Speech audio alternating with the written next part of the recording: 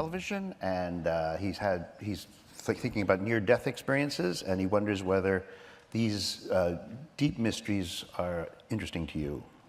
Okay, so one of the things we know from research in psychology, as well as just practical matters in the conducting of scientific experiments, is that one of the lowest forms of evidence you could possibly invoke is eyewitness testimony.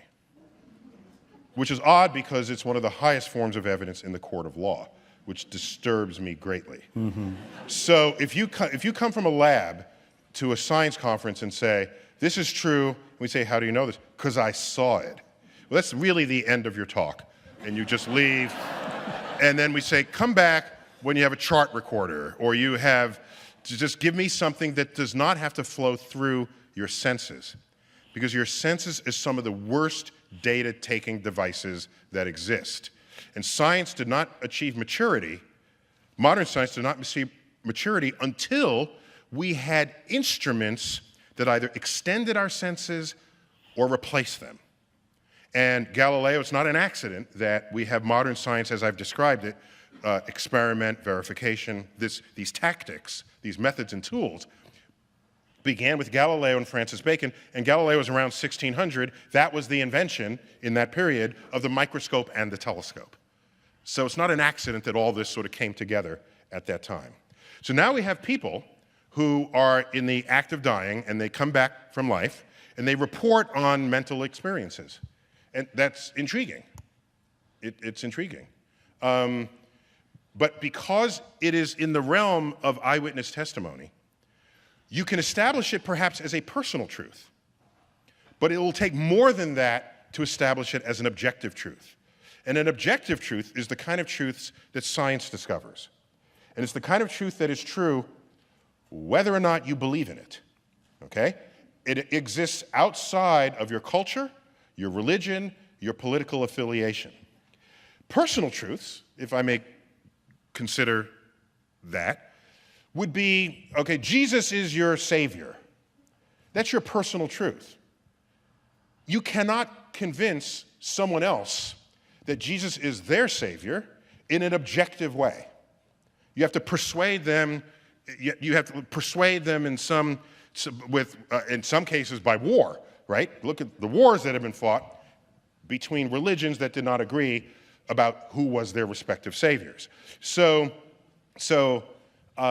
Sure. Although if I walked on water, made you unblind, created loaves and fishes out of nothing, that would be amazing. I think, and we would investigate that, and we would say, "Whoa!" Yes, we would. It would be an amazing thing. And then if we cannot account for that by any other known laws of physics, and it's only happening with you, we'd wonder if you were like alien or something first, right? But no, it would be so easy to demonstrate divinity if in fact you had the power you wanted to display. Mm-hmm. But getting back to the gentleman's point, so part of this issue is, what does it mean to be dead? Okay, it used to be, did you fog a mirror that was held up in front of you while you were laying there on your bed, all right? And if you didn't fog the mirror, you were judged to be dead. They would put you in a coffin, and in some parts, it is told, there's a string that they put into the coffin as they buried you, and they put it over a tree branch and connected to a bell. If you woke up, you would pull the string, and that's where you get the term dead ringer, okay? You would pull the string, and you come rescue me because you buried a living person, okay? So, then it was you're dead because your heart stopped. Well, we know why a heart beats. It's electrochemical. So you do pa-chunk, the heart beats again. We got that one. Okay? Well, is it when you're brain dead? Well, you can be brain dead, but your heart is still beating. And we can keep you alive. Are you dead yet? Well, no, because your heart's still beating. Is your brain functioning? No.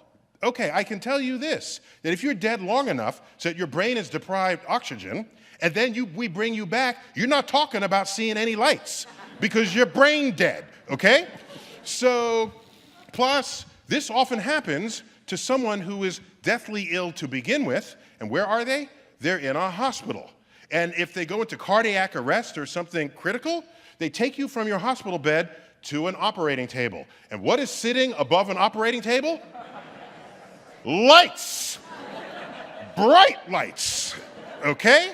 And so, if you say, oh, I was dead and I came back and I saw lights, maybe it's not all the cases, but it's many of the cases, okay? Now, there were skeptics who tried to do an experiment. There are people who say they left their body, and they saw, we got some of those? Montesquieu. So here's what when was Montesquieu?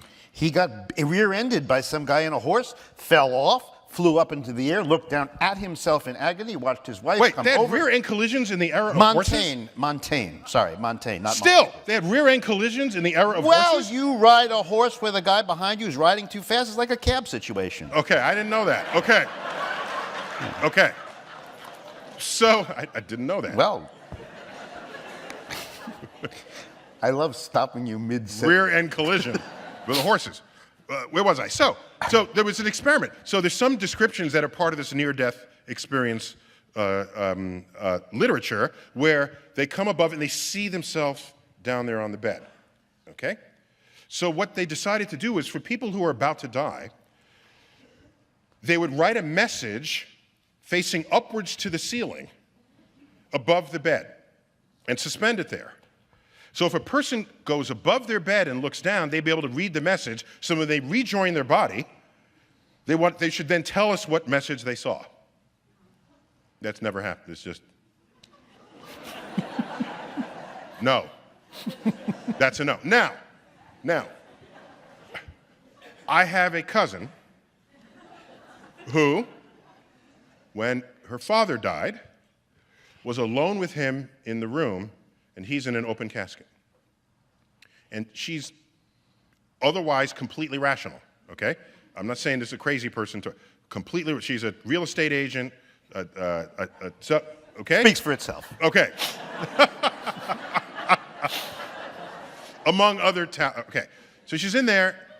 She tells me of a conversation she had with her dead father. And I said, was it in your mind? No, he sat up and spoke to her.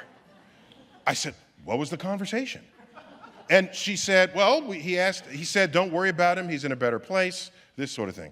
So, this is her eyewitness testimony. I'm not going to say it's wrong, I'm just saying it's not scientifically useful. That's all I'm really saying here, okay? I told her, next time this happens, ask these questions and not those questions, okay?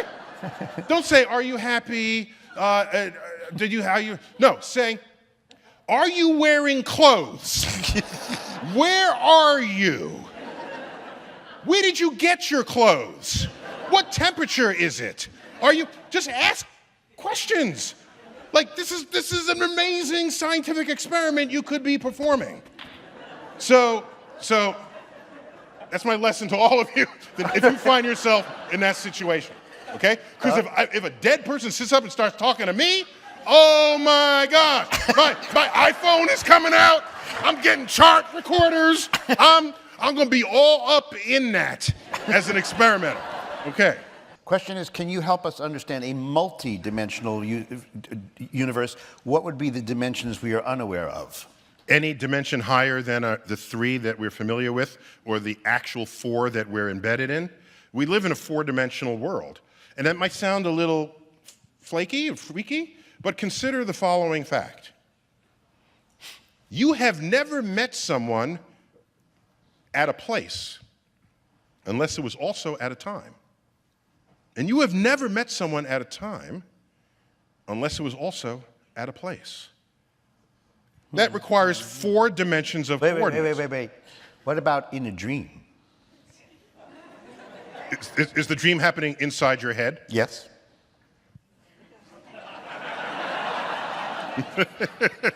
I don't know when. So the only point is, we know intuitively that we need 4 dimensions to localize someone to meet up with them. Especially when, well, Only 2 dimensions if you don't have tall buildings. You have tall buildings, you need the 3rd dimension. So you don't say, I'll meet you at the 20th floor of, on 721 Park Avenue. What time? Okay? There's a full 4 dimensions going on there. So I want to convince you we live in a 4-dimensional world for that reason. Okay.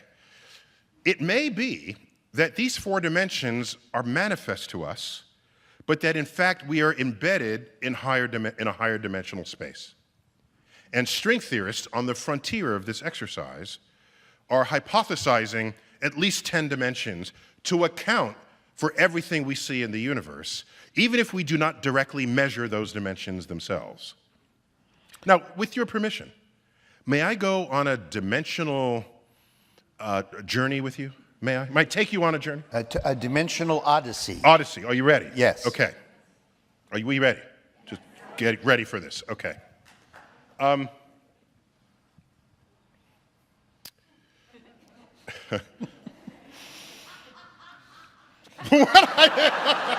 So, I'm at my desk, and the desk is a surface, okay? And I start putting pages down on the desk. I'm tiling them on the desk. And then I run out of room. I have exhausted the 2 dimensions of the surface of my desk. We have ways of accommodating this problem. And so we have page organizers that go upwards. So now when I don't have any more surface area of the desk, I can enter a 3rd dimension and put pages there. If you are an ant embedded in this 2-dimensional world of the surface of my desk, and you fill up the desk with these sheets of paper, the ant will say, there is no more room. And I say, yes, there is, watch me. And I take a piece of paper off the desk, put it in the page organizer, and according to the ant that's embedded in the 2 dimensions, that page disappeared. It disappeared into a dimension that ant does not have access to. What a brilliant invention this is. You can put practically an unlimited number of pages, far more pages above the desk than on the desk. So access to a 3rd dimension is an extraordinarily useful storage device for a 2-dimensional creature. Does the ant trust you that what it cannot see is nevertheless there? You have to then talk to it about this extra dimension. And then it will have to just trust you. Yes. Because watch what happens next. I now have my 3-dimensional room, and I'm filling it with boxes. Now I've run out of space to put the boxes. But now a 4-dimensional alien looks at us and says, I got this. Just move it into the 4th dimension. What are you talking about? And the alien comes in, reaches in, takes one of the boxes, and then the box disappears. Disappears. It went into a 4th dimension. And this was captured in the film Monsters, Inc. Did you guys see this film? These are monsters that work in a door factory, and they make these doors, and they open the door, and it is the door of a kid's bedroom or their closet. And they step through, and they're in the kid's closet. And then they scare the kid, because that's their job. They're monsters, okay? This doorway is a portal through the 4th dimension and then back to the 3rd. So imagine a new storage system where you just go to Home Depot and buy a door. And that door is your portal to a 4th dimension. You open the door, put your boxes, close the door, you look on the other side of the door, there's nothing there. So this is what's going on when you have access to higher dimensions. Wait.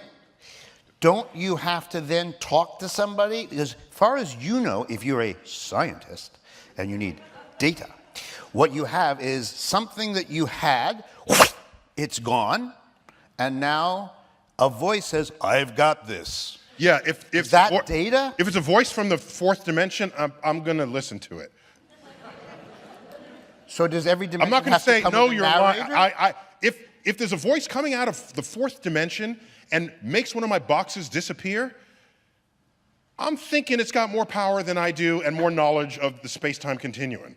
So I'm going with it. Does that mean that in order for a scientist to credit another dimension with real existence, it will need a testifier from beyond? So you need a dimension plus a dimension voice? Yeah, a dimensionless voice. Yeah, that comes from another place. Mm-hmm. Now, there are things that happen in quantum physics that kind of defy our sensibilities.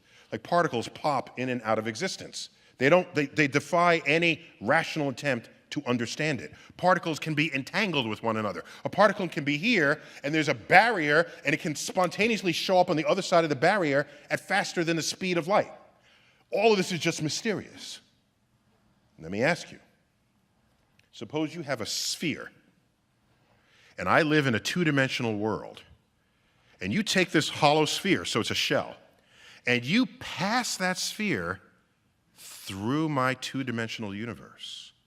How will I describe that? I will say, this point just appeared out of nowhere. Oops, now it's a circle, a small circle. And that circle's getting bigger by the moment. Oh my gosh, oh, it reached a maximum size. Now that circle's just shrinking. It's shrinking. Up, now it's a point. Now the whole thing disappeared. This would be completely freaky to a two-dimensional being. But it makes complete sense if you live in 3 dimensions and you pass a sphere through my universe. So, who is to say that some of the mysterious things we are describing accurately, but don't otherwise make sense in a higher dimension? And these are just the manifestations of higher dimensional phenomena in our world. And that's an aspect of what these higher dimensional physicists are trying to establish. At this point... Now I want to totally blow their minds, if I can. Oh, sure. If I may. But you got to stay with me on this, okay? We're all Upper East Siders, so you got this. You ready? Okay. These are not all Upper East Side. There are suspiciously un-Upper East Side people littering the room. Okay. But you got to stay with me, okay? A point has no dimensions. There's no height, width, depth, so it has 0 dimensions. A line has 1 dimension, length, okay? A square has 2 dimensions, sort of height and width. A cube has 3 dimensions, height, width, depth. We got this. Now follow me. A line is 1-dimensional, but it's bounded by 2 0-dimensional things. Those are the points.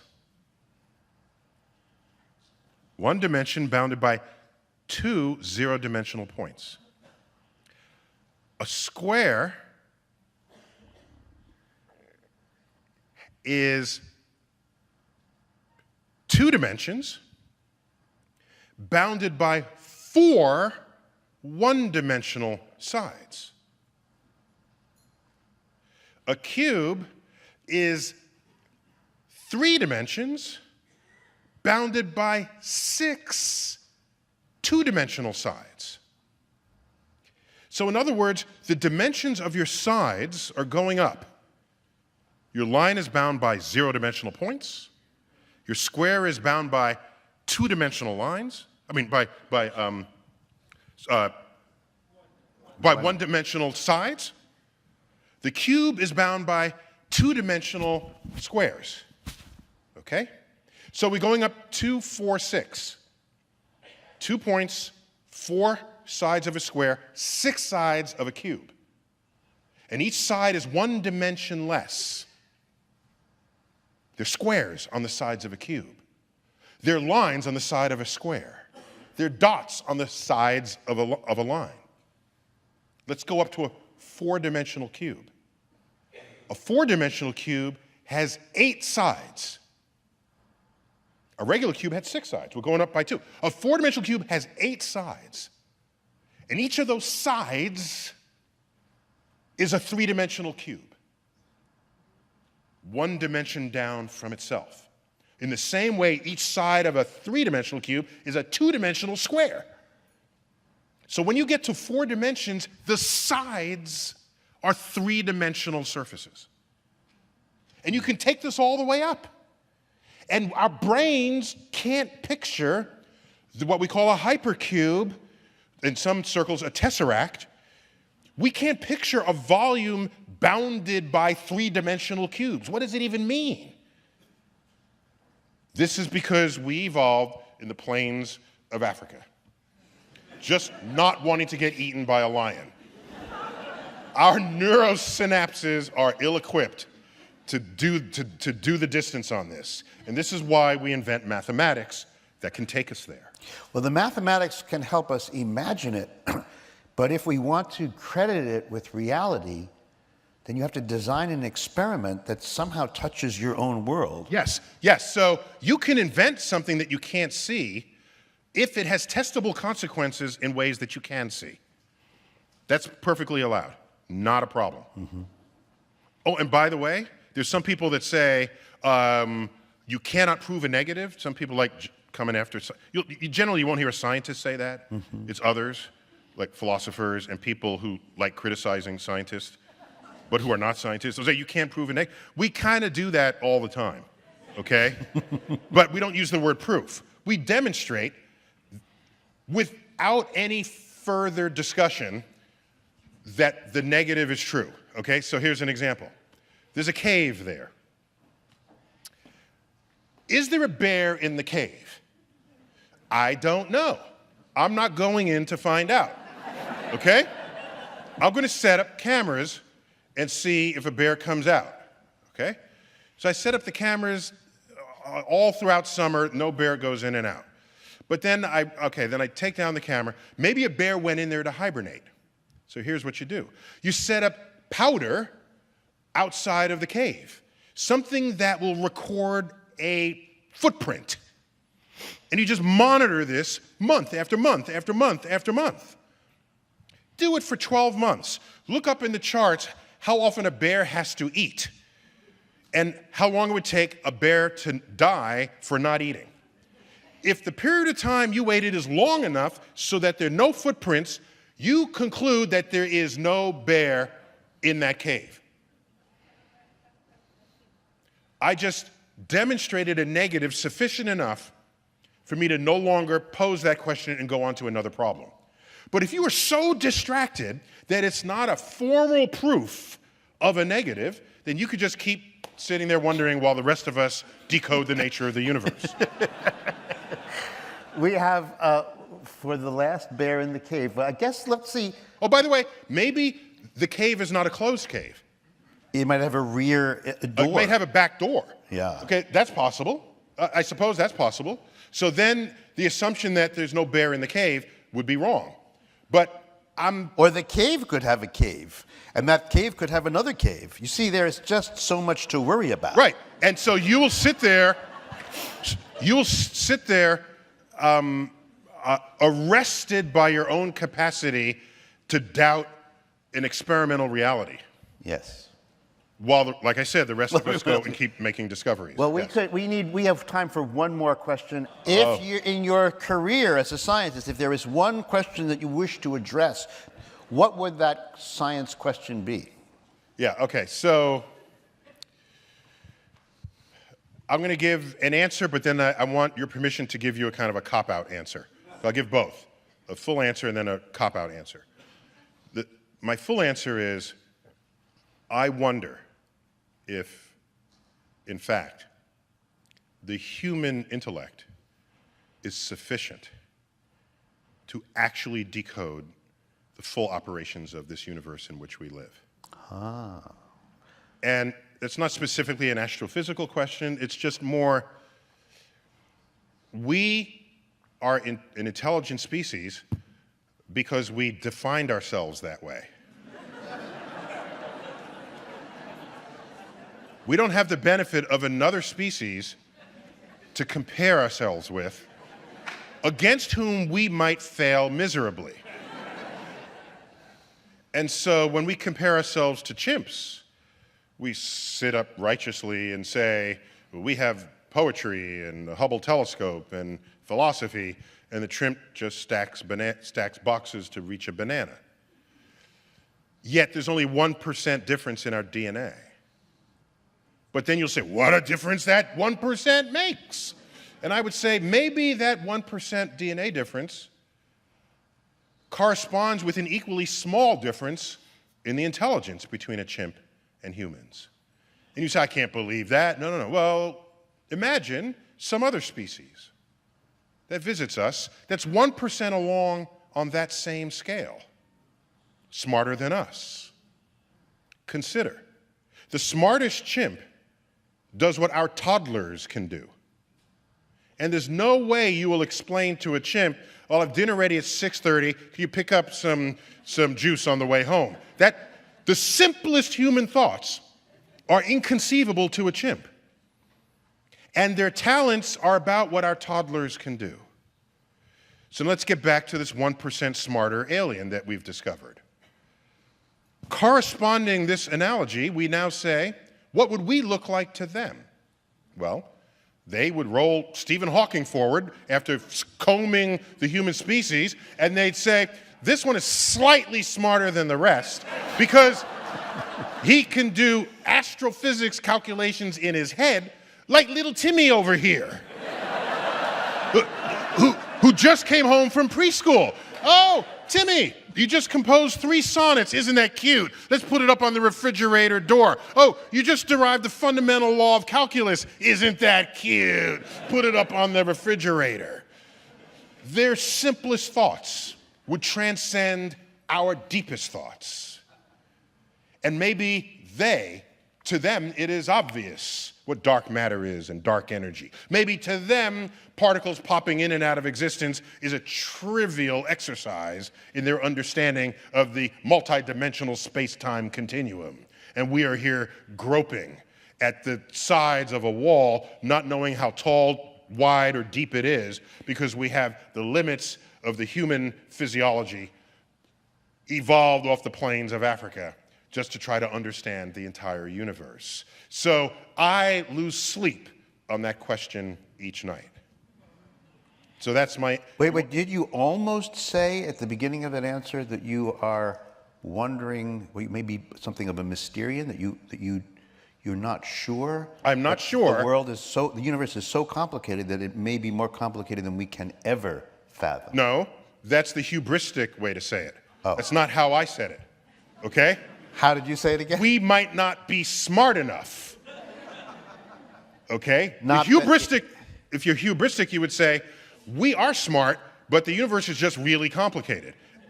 That's not what I said. Right. I said we might not be smart enough to figure out a universe that could be trivial to the brain of a more intelligent species. Okay. So check your hubris at the door. Otherwise, you will not bask in the cosmic perspective that so much of this discussion brings upon us. So, may I now give you my cop-out answer? My cop-out answer is, I think often about the questions we do not yet know to ask because discoveries yet to come, but when they arrive, will put us in a new vista, a new place to stand, enabling us to see questions undreamt of and unimagined before we got there. So when I, again, lay awake at night, I ponder what kinds of questions lay beyond our reach. Because the questions that we even know how to pose, they're there. Those are not even interesting to me anymore because we knew how to ask the question. I want to know the question that is beyond everyone's reach. And by definition, I can't because we haven't gotten there yet.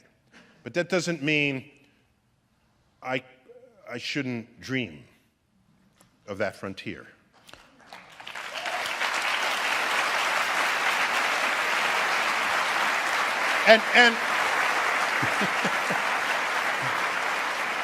That sounded like a coda to me, I gotta say. Like I could hear the orchestra playing through.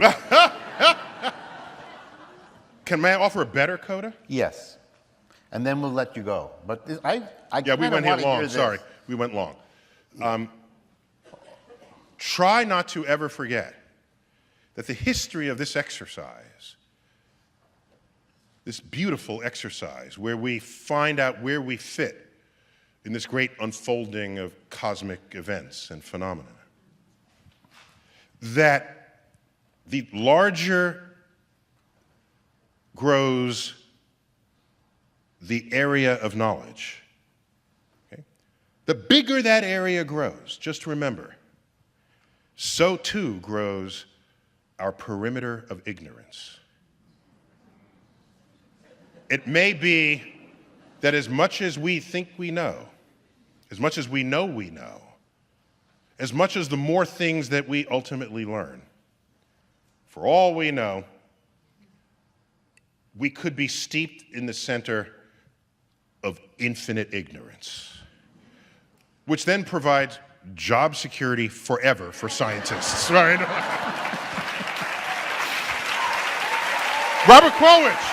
Neil Tyson.